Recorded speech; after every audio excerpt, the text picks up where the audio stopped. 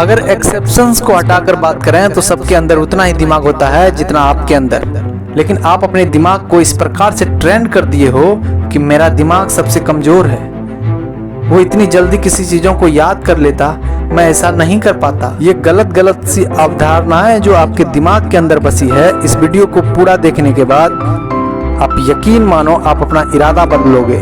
उसके पास दिमाग तो उतना ही है साहब जितना आपके पास है। फिर आपका दिमाग उन लोगों की तरह काम क्यों नहीं करता? क्योंकि आपको अपने दिमाग को हैंडल करना नहीं आता।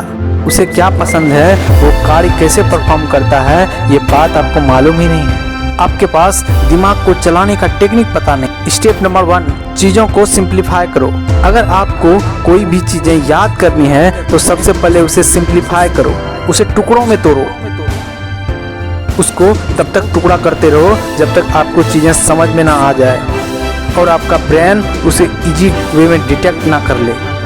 ठीक वैसा ही हाल कर दो जैसा आपके स्टोमक को चाहिए होता है। किसी पदार्थ को तोड़े बिना वो कोई भी चीज़ों को रिसीव ही नहीं करता। जिस वक्त आप भोजन करते हो आपने उस वक्त नोटिस भी किया होगा, आपका दांत भोजन को टुकड़ों में तोड़कर ही आगे जाने की इजाज़त देता है।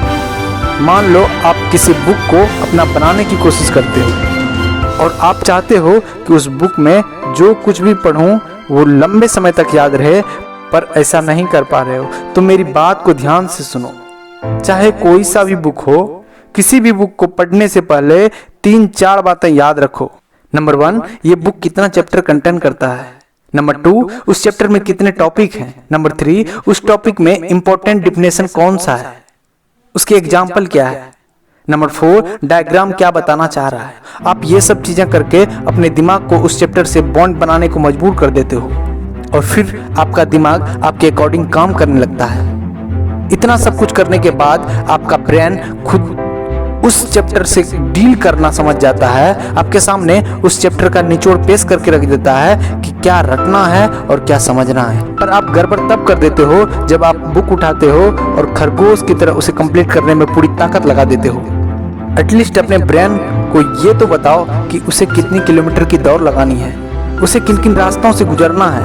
अगर उस रास्ते में कोई नदी आ रही है तो उसे कितनी लंबी छलांग लगानी है। स्टेप नंबर 2, आप सबसे पहले उन चैप्टर के क्वेश्चन को पढ़ो। मुझे पता है आपको समझ में कुछ भी नहीं आएगा, पर आपका ब्रेन ये डिटेक्ट जरूर कर लेगा कि इस चैप्टर में कितनी बारूद भरी है और ये कितना घातक है। स्टेप नंबर 3, आप धीरे धीरे चैप्टर को स्टार्टिंग से पढ़ना शुरू करो ताकि आपको उस चैप्टर का आइडिया लग जाए कि हो क्या रहा है।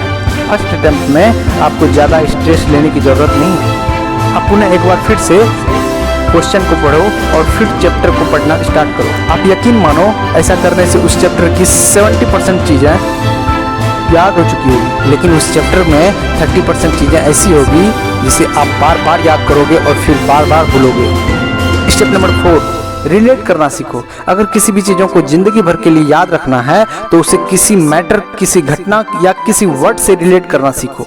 जैसे अपने ब्रेन का ही एक पार्ट लेता हूँ, सेरिबेलम। मानो इस शब्द के फंक्शन को याद करना है और आपने इसके फंक्शन को रटने की कोशिश की, पर आप बार बार कंफ्यूज हो जा रहे हो। तो आपने नोटिस किया होगा कि सेरिबेलम नाम के वर्ड में एक बेल नाम का शब्द आता है। जब आप मंदिर के अंदर बेल बजाते हो तो आपने एक चीज नोटिस करी होगी कि बेल जितना आगे जाती है उतना ही पीछे आती है, यानी कि बेल अपने आप को बैलेंस करना चाहती है। उसी प्रकार सेरिबेलम आपके शरीर को बैलेंस करता है। जिस दिन आप किसी भी चीज को रिलेट करना सीख जाओगे, आपको कोई भी चीज रटना नहीं पड़ेगा और आप उसे जिंदगी भर नहीं भूलोगे।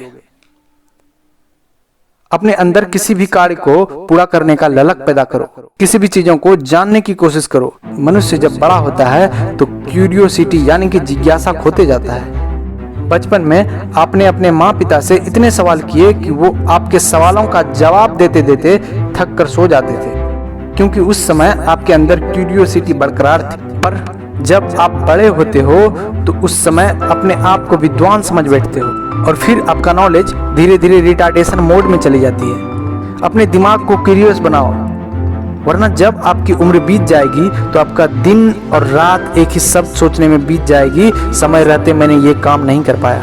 आपका ब्रेन अपने अंदर सभी चीज़ें सिस्टमेटिक वे में स्टोर करके रखता है। जो बातें पुरानी हो चुकी है उसे आपका ब्रेन सबसे पहले डिलीट करता है। बातों को पुरानी होने को मत छोड़ो, उसे हफ्ते 2 हफ्ते में रिपीट करते रहो, ताकि आपके ब्रेन को पता चलता रहे कि ये सब चीज़ें ज़रूरी है और इसे आगे तक रखना है।